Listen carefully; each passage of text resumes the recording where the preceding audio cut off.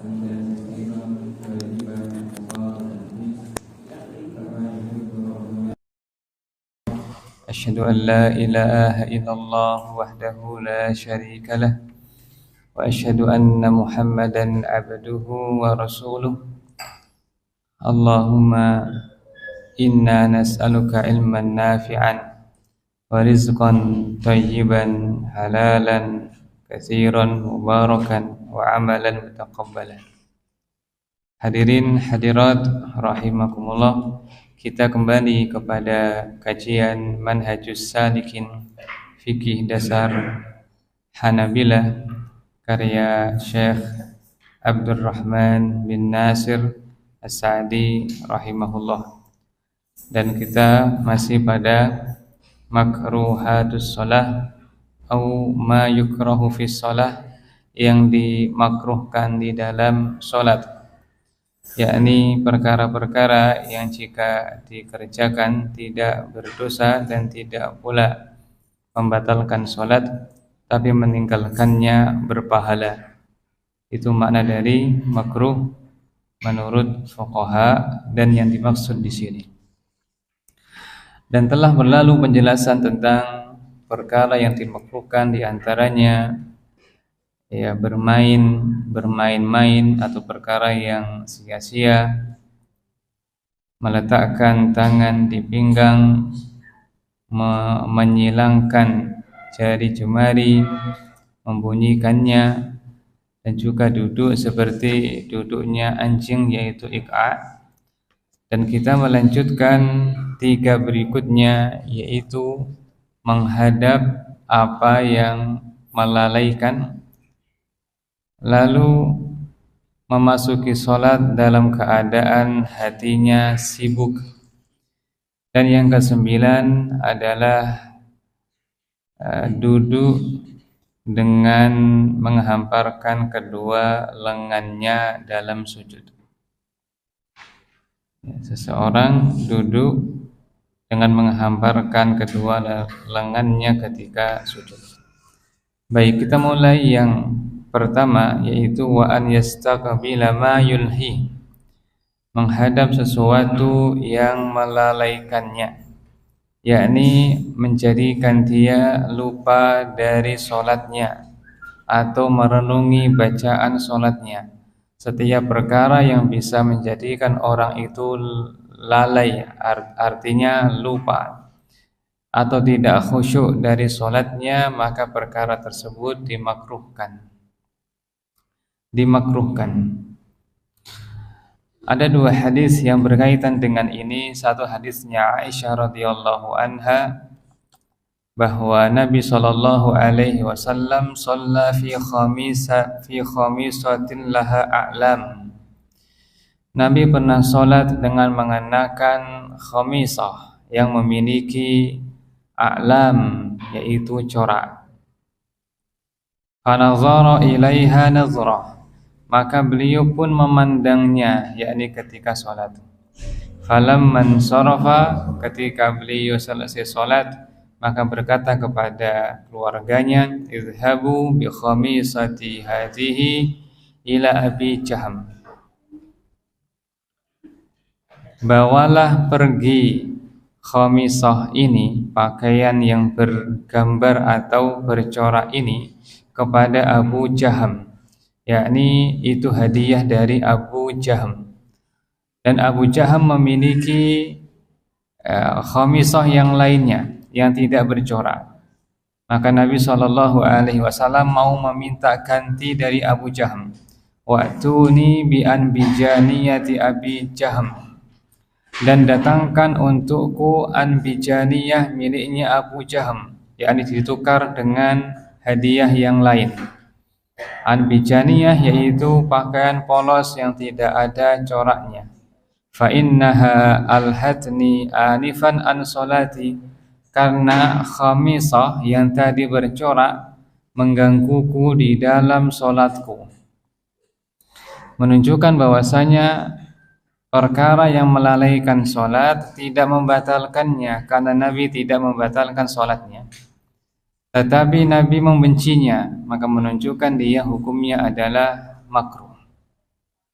makruh, yakni lebih utama untuk ditinggalkan. Hadis yang kedua adalah hadisnya Anas ketika menceritakan peristiwa di rumah Nabi sallallahu alaihi wasallam. Kana kiramun li Aisyata qad syatarat bihi janiba baiti. Aisyah radhiyallahu anha memiliki kiram, yaitu kain yang bercorak atau kain yang bergambar, nampaknya corak, yang ia gunakan untuk menutupi sebagian dari rumahnya. Maka Nabi sallallahu alaihi wasallam berkata, "Amiti anna kiramaki hadza." Singkirkan dari aku kain ini. Singkirkan dari aku kain ini.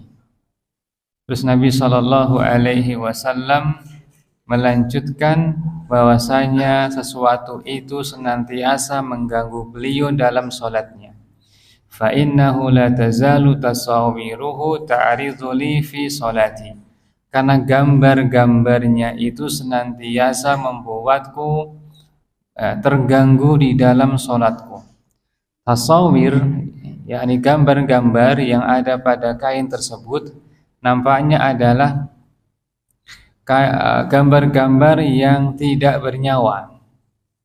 Seandainya pun bernyawa, maka Aisyah radhiyallahu anha pernah mendapatkan udzur dari Nabi sallallahu alaihi wasallam dari mainannya yang ia biasa gunakan bermain bersama teman-temannya, karena Aisyah masih belia saat itu.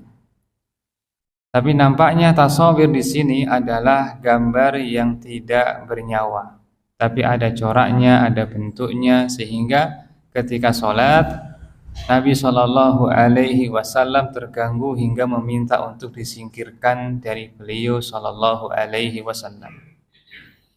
Kembali kepada kitab wa an yastaqbila ma yulhihi, maka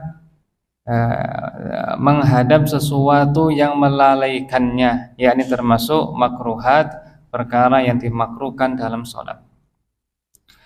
Syekh bin Baz rahimahullahu ta'ala juga menyatakan di antara contoh perkara yang bisa melalaikan dari sholat, artinya bisa mempengaruhi kekhusyuannya, berkurang kekhusyuannya, dan kadang lupa dalam sholatnya, adalah apa yang dia lihat ketika sholat di depannya, termasuk sajadah. Sajadah bercorak ya, seperti bercorak masjid, bercorak bangunan, itu jika melalaikannya maka makruh. Kata beliau rahimahullah, sajadah adalah sholatnya sahihah, yakni sah, tidak ada masalah ya. Tapi selayaknya, kata beliau, sajadah itu tidak ada coraknya agar tidak mengganggu dalam kekhusyuannya.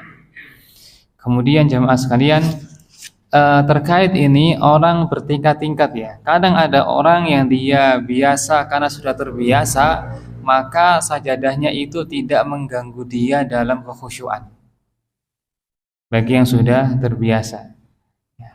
Tapi seandainya dia merasa terganggu dan kadang memandang corak di situ, ukiran-ukirannya, maka yang utama adalah dia mengganti yang polos. Ya, mengganti yang polos. Itu diantara yang melatar belakangi saya ketika beli sajadah itu yang polos. Setelah menemukan ucapan Syekh bin Baz rahimahullah, maka saya membeli sajadah yang polos, beli agak banyak dan dibagikan kepada family yang polos. Termasuk pula kata penulis ya Al-Mawsu'ah Al-Fiqhiyah, yaitu apa yang ada di arah kiblat, seperti ya jam digital atau ukiran-ukiran atau hiasan-hiasan pada mihrabnya, itu makruh, dibenci. Dan masjid Nabi Shallallahu Alaihi Wasallam adalah masjid yang sederhana.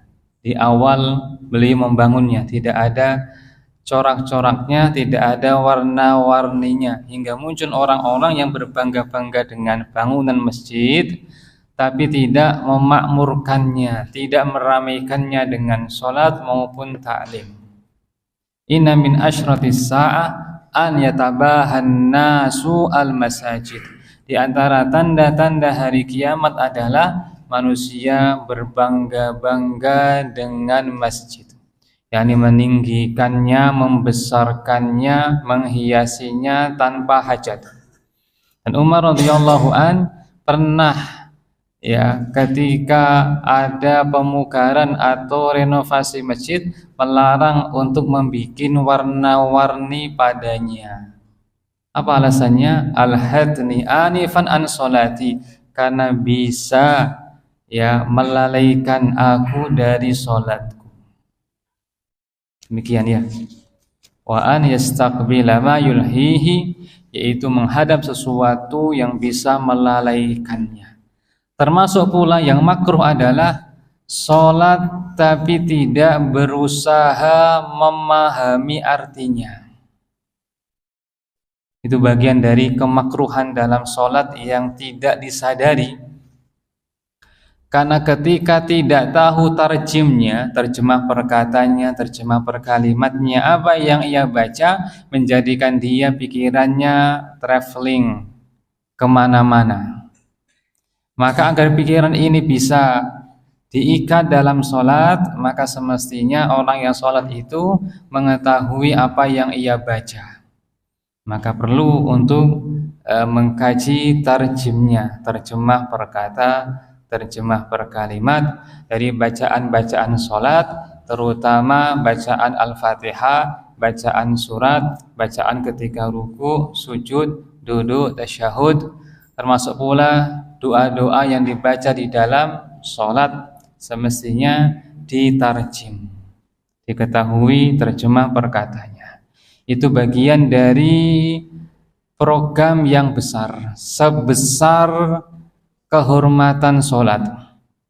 Karena tidak ada ibadah yang paling besar dibawa oleh seorang hamba kepada Allah selain sholat, maka berupaya untuk mentarjim bacaan sholat termasuk sebesar-besar program yang perlu direncanakan.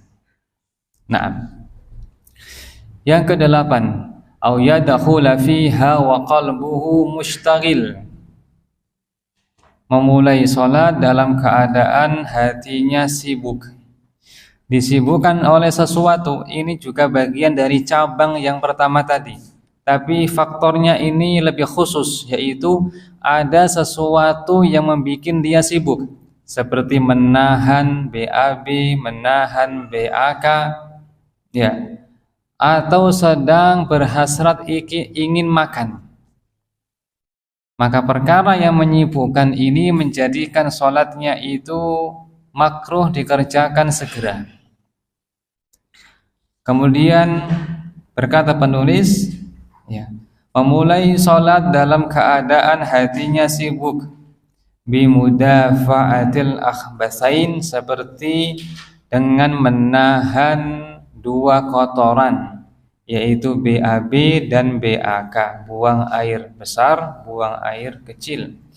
Au bihadrati ta'amin yashtahi, atau dengan kehadiran makanan yang ia berselera padanya. Di qaulihi sallallahu alaihi wasallam, berdasarkan sabda Nabi sallallahu alaihi wasallam, la salata bi hadrati ta'am wala huwa yudafi'uhu al-akhbasan.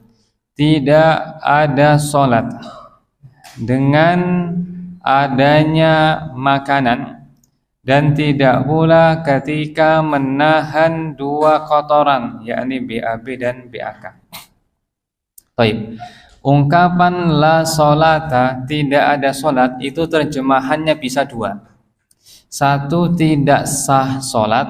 Yang kedua, tidak sempurna sholat. Karena isim yang merupakan isim dari la linafil jinsi itu bisa menafikan kamal, bisa menafikan sihah. Nafyus sihah atau nafyul kamal. Maka bagi yang berpandangan bahwasanya menahan BAK membatalkan sholat, maka menafsirkannya dengan nafyus sihah, ya, menafikan keabsahan. Maka terjemahannya tidak sah sholat orang yang menahan, ya, kotoran. Adapun yang berpandangan dia adalah bermakna nafyul kamal, menafikan kesempurnaan, maka terjemahannya tidak sempurna sholat orang yang menahan kotoran. Adapun jumhur ulama, kebanyakan ulama, diantaranya adalah 4 mazhab Hanafi, Maliki, Syafi'i, Hambali, sepakat bahwasanya maknanya bukan tidak sah, tapi tidak sempurna. Maka bagi mereka menahan kotoran itu tidak membatalkan sholat, tapi makruhat, perkara yang makruh, bukan yang membatalkan sholat, bukan yang haram. Adapun ulama yang memandang tidak sah seperti Ibnu Hazm Al-Andalusi rahimahullah, beliau berpandangan makna dari hadis adalah tidak sah sholat yang menahan kotoran. Tapi ini pendapat yang gharib, yakni menyendiri dari jumhur para ulama, bahkan menyelisihi, ya, ittifaq, kesepakatan dari al-mazahib al-arba'ah, 4 mazhab yang terkenal. Dan itu yang lebih rajih, ya, pendapat jumhur lebih rajih, lebih kuat. Ya, kembali kepada hadis. Ya, tidak sempurna sholat orang yang sedang dengan hadirnya makanan, yakni ketika siap saji. Ketika siap saji, maka makruh.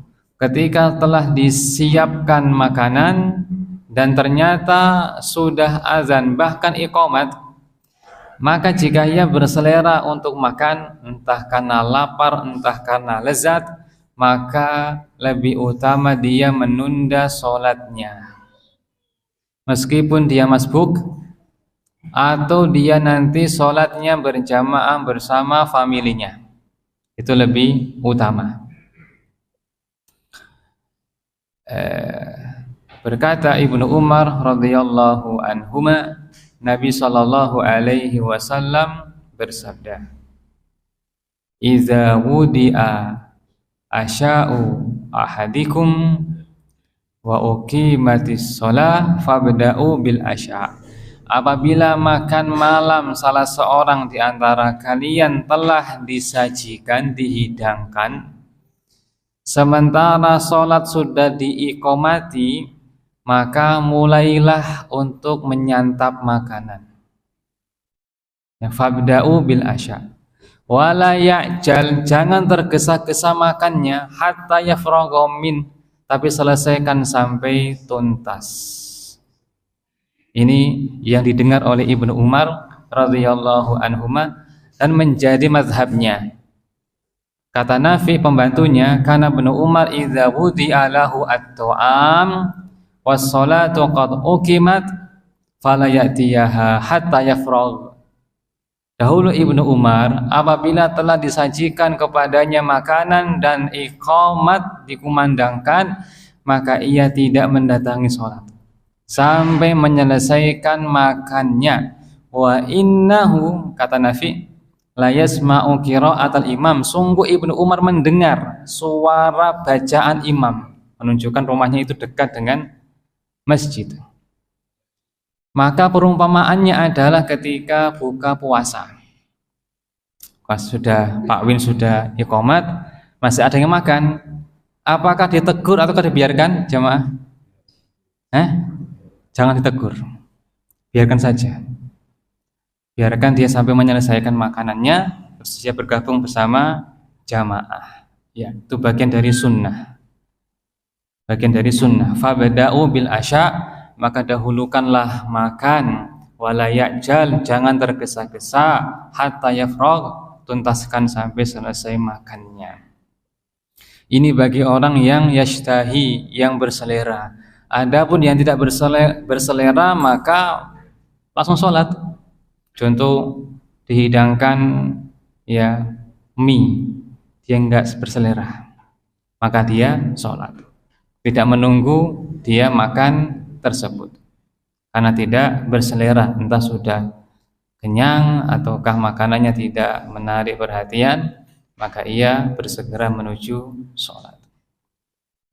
Di antara hikmahnya kenapa makruh? Karena bisa mengganggu kekhusyuan sholat, yang ia merupakan ruhnya sholat. Ya, sholat tanpa khusyuk itu ibaratnya rumah yang tidak ada zikirnya, atau ibaratnya mayit tanpa arwah. Ya, dia kurang begitu berharga. Kata Ibnu Abbas radhiyallahu anhuma, ya, laisa laka min sholatika illa ma aqalta. Kamu tidak mendapatkan bagian salat kecuali yang kamu fikirkan, yakni kekhusyuan salat. Meskipun ya jumhur mengatakan, bahkan ijma, khusyuk bukan syarat sah salat, tapi termasuk mustahabbat, perkara yang dianjurkan. Nah,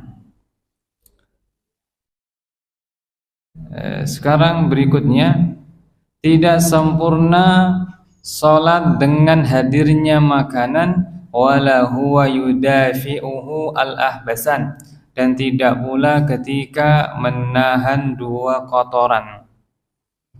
Al-ahbasan maknanya adalah yakni buang air besar atau buang air kecil. Jika ditahan maka salatnya tetap sah, tapi kurang utama. Maka yang utama adalah ya dia ke toilet, ya meskipun nanti masbuk, tidak mengapa, jangan dipaksa. Ini juga menunjukkan bahwasanya ilmu itu lebih berharga daripada semangat beribadah. Ada orang yang dia karena saking semangatnya ingin dapat jamaah, dia menahan BAB-nya. Ternyata itu mafdul, kurang utama, pahalanya kurang banyak. Bahkan jika ia menundanya hingga menyelesaikan hajatnya terus ia sholat meskipun sendirian, itu lebih besar pahalanya karena mengikuti sunnah Nabi Shallallahu Alaihi Wasallam. Dan juga perhatian bahwasanya karena illah atau sebab dilarangnya adalah agar tidak mengganggu kekhusyuan sholat. Maka ketika sholat dipastikan seseorang bisa khusyuk. Nah, bisa khusyuk. Dia menahan BAB terus buang hajat dahulu hingga ia sholatnya sendirian. Tapi ketika sendiri dia tidak khusyuk, maka sama saja dia. Ya, dia menghilangkan dua kebaikan. Jamaah dia tinggalkan, dan juga khusyuk ketika sendirian pun juga dia tinggalkan. Ya, maka kembali kepada di antara sebab orang bisa khusyuk adalah memahami apa yang ia baca. Maka semestinya bacaan-bacaan kita itu ditarjim, ya, diketahui arti perkatanya, arti per kalimatnya, apalagi ya mendengarkan syarah dari ahli ilmu maka lebih utama. Dan juga ditambah ragamnya, iftitahnya ditambah ragamnya, bacaan sujudnya, rukuknya, dan juga tasyahudnya. Tidak hanya tasyahud Ibnu Mas'ud, kadang Ibnu Abbas, kadang tasyahudnya Umar, gonta-ganti. Sholawatnya juga tidak harus Ka'ab bin Ujrah, kadang sholawatnya Abu Mas'ud, kadang sholawatnya Abu Sa'id Al-Khudri, kadang sholawatnya Abu Humaid As-Sa'idi dan lain-lainnya, gonta-ganti. Terus menghafal juga doa-doa sebelum salam. Terus juga suratnya juga diperbanyak. Kalau selama ini hanya Ad-Duha sampai An-Nas, sekarang ditambah dari An-Naba sampai Al-Lail. Demikian jemaah sekalian. Sehingga khusyuknya lebih berkualitas, lebih tinggi salatnya. Allah berfirman, liyabluwakum ayyukum ahsanu amala. Allah menguji kalian dengan kehidupan dunia ini untuk melihat siapakah yang paling berkualitas amalnya, yang paling baik, bukan sekedar yang paling banyak ibadahnya. Banyak ibadah itu baik jika berkualitas. Jika tidak berkualitas, sedikit berkualitas, maka kalah dengan ibadahnya orang yang berkualitas meskipun sedikit. Maka ahli ilmu itu pahalanya melimpah meskipun kalah jumlah dengan ahli ibadah. Kata Rasul sallallahu alaihi wasallam, "Inna fadlal alimi 'alal 'abidi ka fadli 'ala adnakum." Keutamaan ahli ibadah atas keutamaan ahli ilmu atas ahli ibadah seperti keutamaan aku atas orang yang paling rendah, yakni imannya di antara kalian. Menunjukkan bahwasanya ibadah dari ahli ilmu itu lebih tinggi, lebih besar meskipun sedikit daripada orang yang gemar ibadah alias banyak ibadahnya. Nah, sekarang berikutnya yang ke-9. Wa nahan nabiyyu sallallahu alaihi wasallam an yaftarishar rajulu dhira'aihi fis sujud. Nabi sallallahu alaihi wasallam melarang seseorang yaftarish, menghamparkan, menempelkan dhira'aihi, lengan, yakni lengan bawah, ini lengan atas, lengan bawah, fis sujud, dalam sujudnya, yakni seperti anjing gitu ya, begini. Jadi nempel ini, lengan bawah nempel di lantai atau sajadah. Semestinya adalah diangkat. Ini yang sunnah, diangkat. Hatta yura bayadu ibtaihi, kata sahabat Nabi mengangkatnya dengan lebar hingga nampak putih ketiaknya. Pakaian Nabi berarti dia seperti umroh ya, yakni menampakkan ketiak. Mungkin karena sedang krisis pakaian, sehingga menggunakan pakaian yang demikian. Pernah Nabi sholat demikian dengan menghamparkan atau menjauhkan lengannya dari lambungnya hingga nampak putih ketiaknya, menunjukkan bahwasanya yang sunnah adalah jauhkan dari lambung, bukan dihamparkan ke lantai lengan bawahnya. Ini hadisnya ya. Nahan Nabi sallallahu alaihi wasallam an yaftarishar rajulu dhira'aihi fis sujud. Nabi sallallahu alaihi wasallam melarang seseorang menghamparkan lengan bawahnya ya ketika sujud, yakni menempelkan ke lantai atau sajadah. Hukumnya apa? Makruh, tidak haram. Artinya tidak berdosa ketika ia melakukannya, tapi yang utama adalah meninggalkannya. Demikian beberapa perkara penting dalam pembatal sholat dan makruh sholat. Selebihnya adalah perkara-perkara yang mubah di dalam sholat dan beliau tidak membahasnya di sini. Baik. Sebelum ke bab berikutnya tentang sholat sunnah, barangkali ada pertanyaan, persilakan. Oke.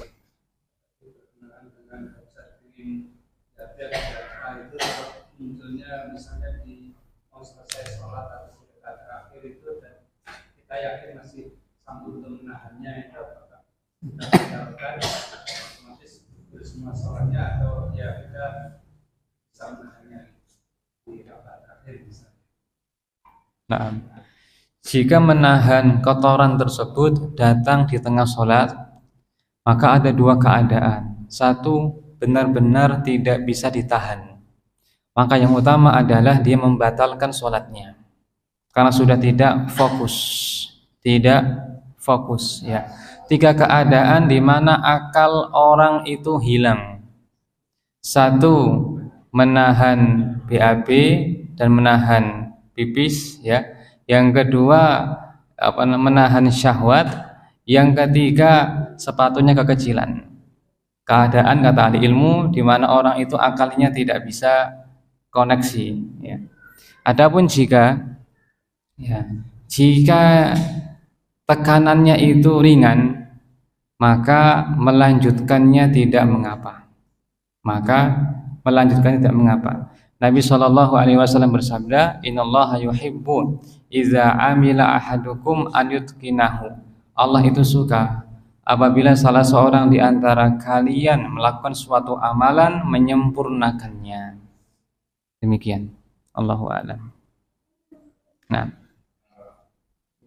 beda dua keadaan ini, misalkan ini imamnya sholatnya lama sekali, kita mulai apakah kita harus maksa atau Naam, ketika imam begitu panjang sementara kita tidak kuat berdiri atau kesakitan atau merasa berat, apakah kita boleh untuk membatalkan sholatnya? Yang utama bukan membatalkan, tapi mufaraqah, memisahkan diri dari jamaah sehingga ia sholat sendiri, melanjutkan sholatnya berupa sujudnya, salamnya, demikian. Itu yang pernah terjadi di zaman Nabi SAW ketika Mu'adz sholat menjadi imam membaca Al-Baqarah hingga orang merasa kelamaan, maka orang ini pun mufaraqah, memisahkan diri dari jamaah. Maka orang-orang mengatakan orang ini munafik. Maka orang ini datang kepada Nabi SAW. Nabi membelanya. Ya Mu'adz, afattanun anta, apakah kamu tukang fitnah? Apabila salah seorang di antara kalian sholat menjadi imam, maka ringankanlah, karena di belakangnya ada orang yang sakit, orang yang lemah, orang yang punya hajat. Bacalah ya al-lail, bacalah ad-duha, sabbihisma rabbikal a'la dan yang semisalnya. Nah, silakan.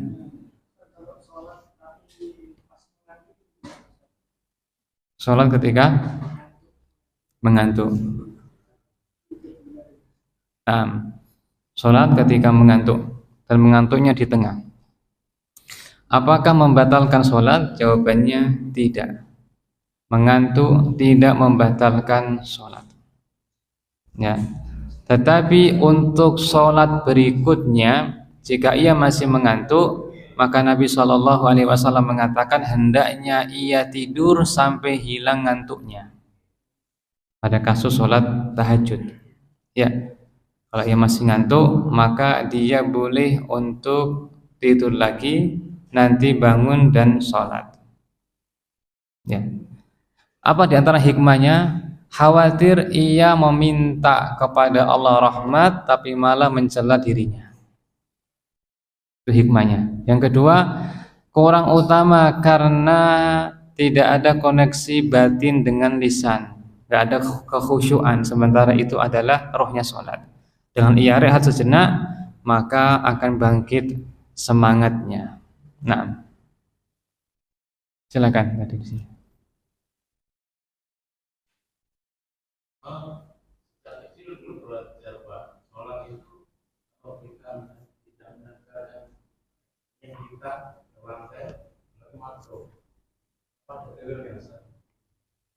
Naam.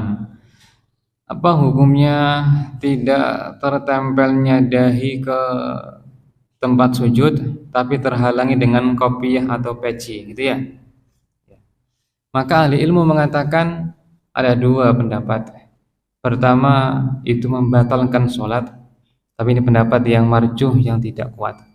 Pendapat yang kedua adalah makruh, yang dibenci.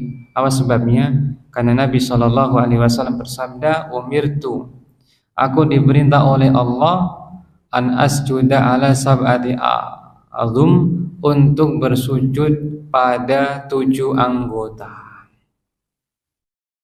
Di antaranya adalah jabhah, dahi. Maka dianjurkan semua anggota sujud ini nempel kulitnya dengan tempat sujud kecuali 2 lutut karena ia aurat. Maka lengannya, ya, dahinya, ujung jari kakinya, maka nempel semua itu yang utama. Seandainya dia terlapisi dengan kain maka sah, cuma kurang utama alias makruh. Makruh. Contoh ya, contoh ya ini seperti ini ya. Nah, gini ya. Nah, gini nanti ya.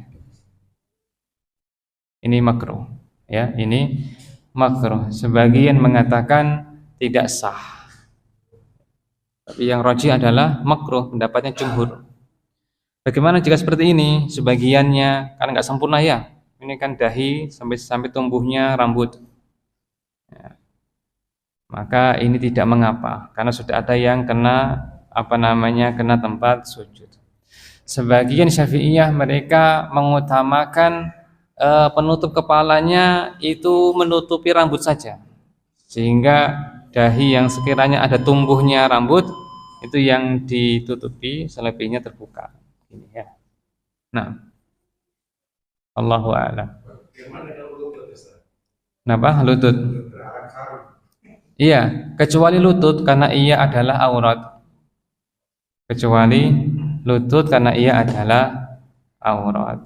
Selebihnya adalah kulit nempel, itu yang utama meskipun tidak keharusan ya. Dahi, dua telapak tangan dan dua jari kaki. Naam, Allahu a'lam. Ada lagi? Silakan.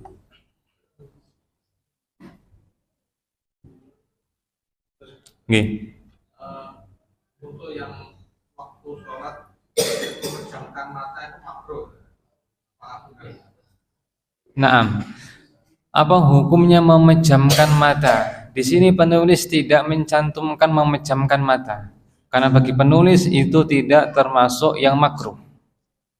Ya, yang pertama tidak ada hadis yang melarang memejamkan mata.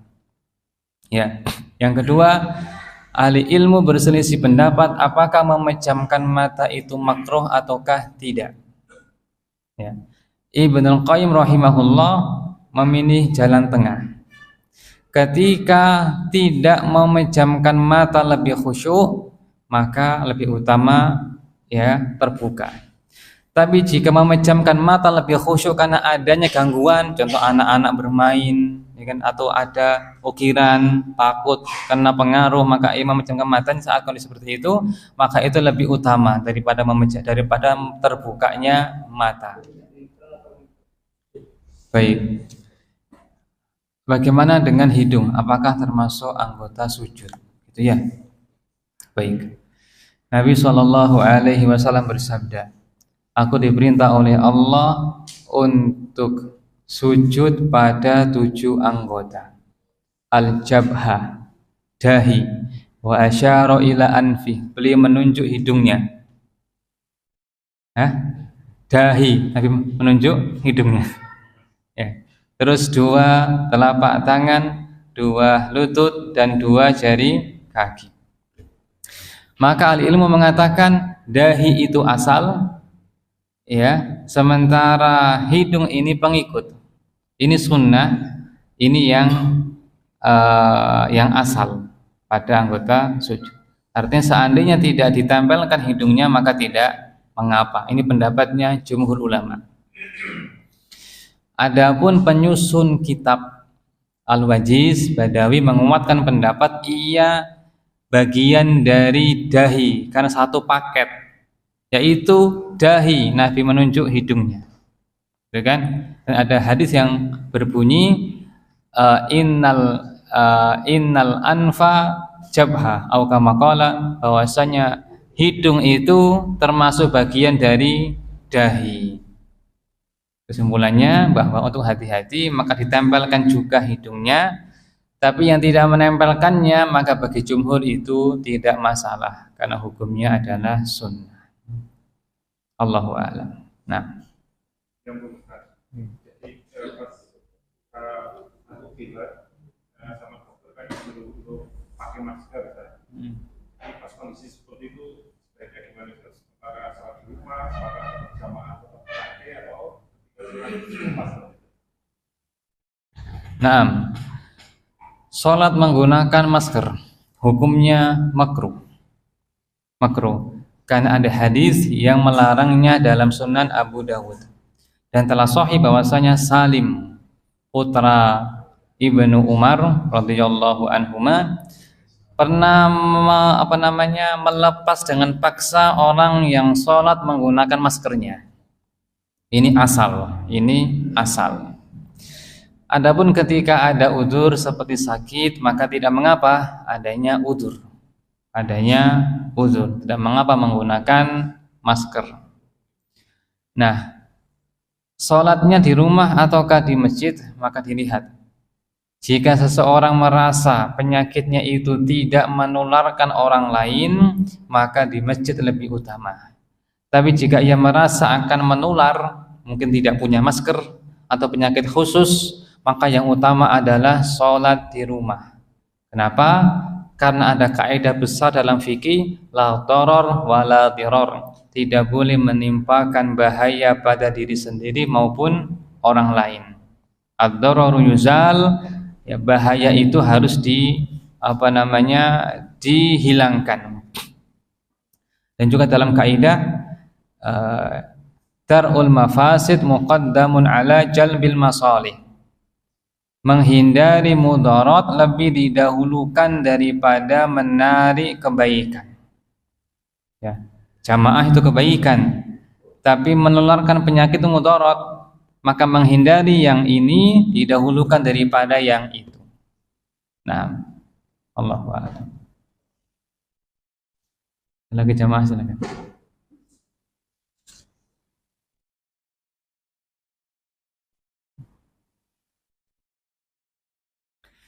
Oke, monggo.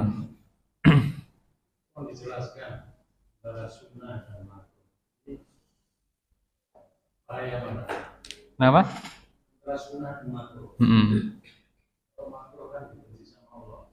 Sunnah kan tidak. Nah, baik. Tolong jelaskan makruh itu apa maksudnya. Baik. Pertama, bahwa ada perbedaan istilah sesuai dengan yang berbicara. Sunnah bagi orang-orang yang sedang bicara masalah iman, maka maknanya adalah iman itu sendiri atau akidah, ya, atau i'tiqad, sinonim. Contoh syarahus sunnah, contoh usulus sunnah, contoh as-sunnah lil Humaidi, maknanya adalah akidah. Tapi ketika bicara masalah fikih, makna sunnah adalah ma yusabu fa'iluhu, ma yusabu fa'iluhu wa la yu'aqabu tarikuhu. Di sini penulis mencantumkan di awal buku. Sunnah adalah pelakunya mendapatkan pahala, yang meninggalkannya tidak berdosa. Sementara makruh adalah ma yusabu tarikuhu wa lam yu'aqab fa'iluhu, yang meninggalkannya berpahala, yang melakukannya tidak berdosa. Maka melakukan makruh tidak berdosa menurut fuqaha. Itu yang mereka maksud. Adapun makruh dimaknai dengan dibenci oleh Allah, ini tafsiran sebagian orang, ditambah dengan Allah. Makruh dibenci, yakni dibenci oleh kami para fuqaha karena adanya hadis yang melarangnya, cuma nggak tegas. Larangan Nabi itu haram, tapi ketika tidak tegas maka menjadi makruh. Kalau haram harus taubat, kalau makruh tidak berdosa, tidak ada kewajiban bertaubat meskipun dianjurkan. Demikian. Nah,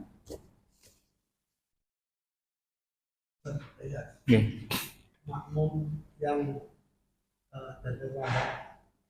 bolehkah dijadikan imam? Gimana? Bolehkah dijadikan imam? Siapa? Makmum. Makmum enggak.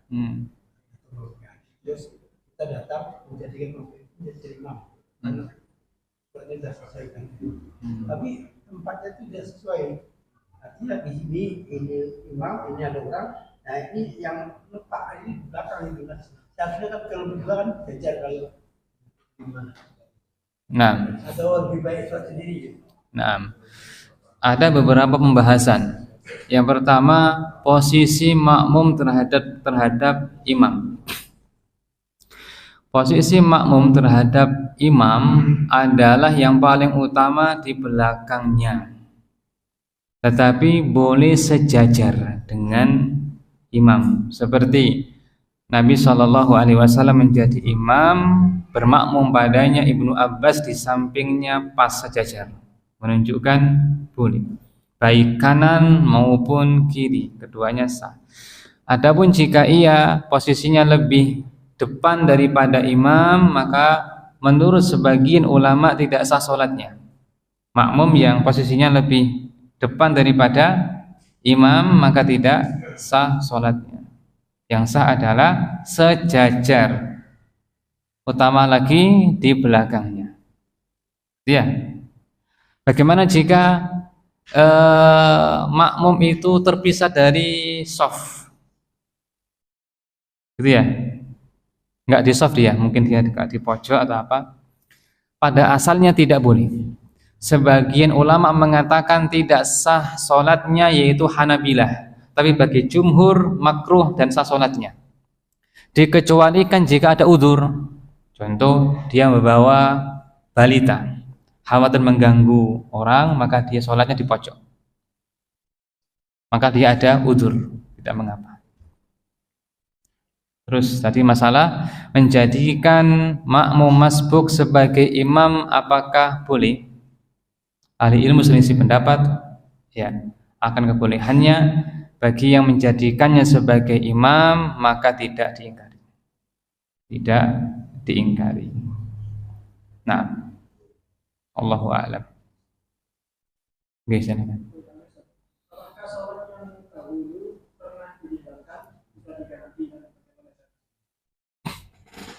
Hukum mengqadha salat. Ya. Orang yang meninggalkan salat ada dua keadaan, satu sengaja dan dua tidak sengaja. Satu sengaja, dua tidak sengaja. Yang tidak sengaja seperti tertidur, seperti lupa, maka mengqadha menurut ijma'. Kata Nabi SAW, man nasiyas sholata aw nama anha fakaffaratuha an yusalliyaha idza dzakaraha.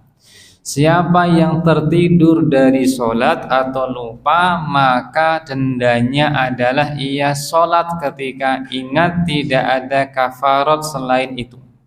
Hadisnya sepakat ya.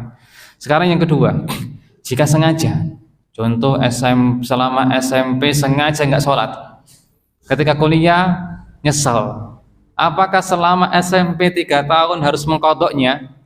Gitu ya. Ulama khilaf pendapat.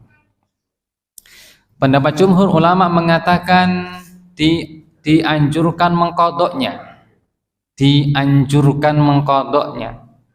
Sebagian mengatakan bahkan wajib mengqadhanya. Tidak dibedakan antara ia melakukannya karena sengaja ataukah tidak. Ini jumhur ulama, seperti yang dikatakan oleh Nawawi. Gimana caranya, bentuknya? Contoh dicicil berarti 2 kali ya, duhurnya 2 kali, asar 2 kali, maghrib 2 kali selama 3 tahun, nah tuntas. Berat ya. Pendapat yang kedua adalah tidak wajib mengqadha dan tidak pula sunnah.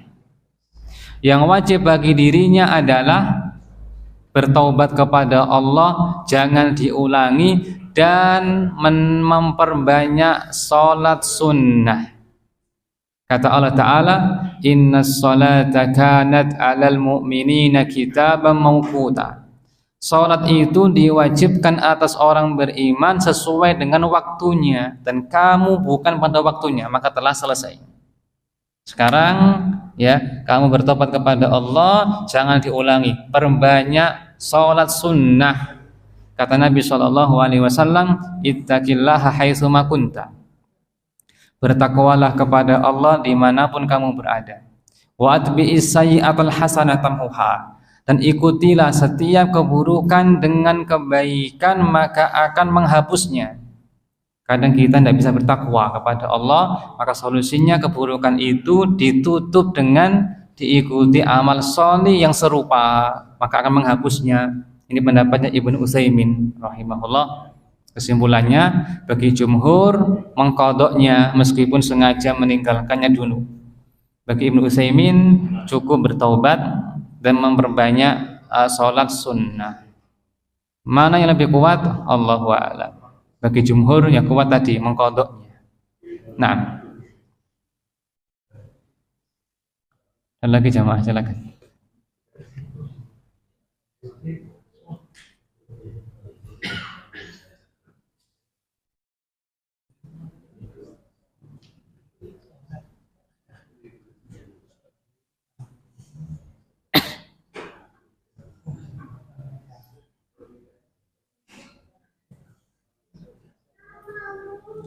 Gimana Syekh Sarmin? Yakfi? Baik. Demikian penjelasan ringkas tentang perkara yang dimakruhkan dalam sholat. Dan pertemuan berikutnya insyaallah tentang sholat tatawwu, sholat sunnah. Allahu ta'ala a'lam. Allahumma salli wa sallim ala nabiyyina Muhammadin wa ala alihi wa sahbihi ajma'in. Subhanakallahumma wa bihamdika asyhadu an la ilaha illa anta astaghfiruka wa atubu ilaik. Wassalamualaikum warahmatullahi wabarakatuh.